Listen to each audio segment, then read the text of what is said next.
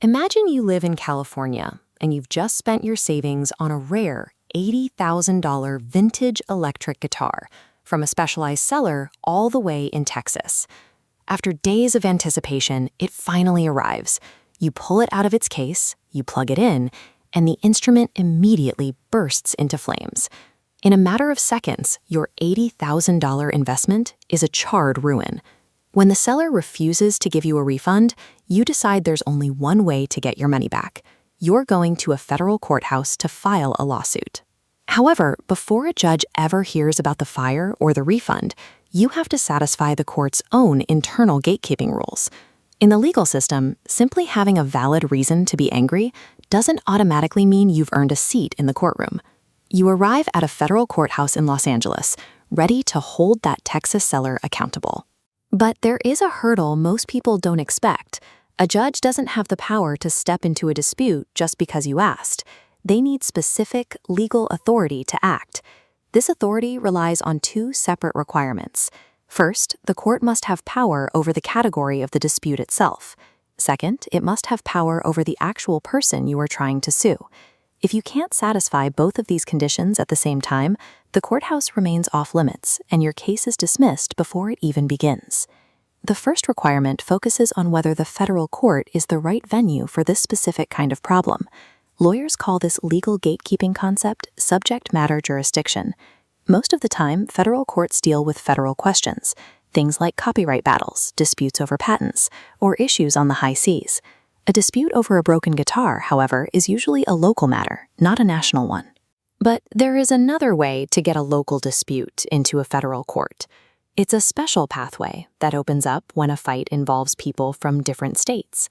To use this pathway, the people in the lawsuit must live in completely different states. Our California buyer and Texas seller meet this requirement. Also, the amount at stake must exceed $75,000. At $80,000, our guitar clears this hurdle. When you have people from different states fighting over a large enough sum of money, the law calls this diversity. This gives the federal court authority to handle the case, checking off the first major requirement. Now we have to address the second requirement. Just because a court can hear this type of case doesn't mean it's fair to force someone from Texas to travel to a California courtroom. To keep things fair, the court looks for what are called minimum contacts. Essentially, they are looking for a meaningful connection between the person being sued and the state where the lawsuit was filed. The judge will ask this key question: did that Texas seller purposefully reach out and target the state of California? If the seller was just a hobbyist who sold a single guitar on a random message board, they didn't really target California. In that scenario, dragging them across the country would be legally unfair.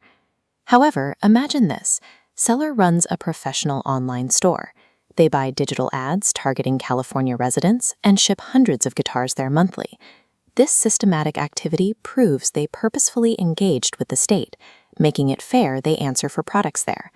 This establishes what is known as personal jurisdiction. By proving the Texas seller actively sought out your home state, you've met the final legal requirement to proceed.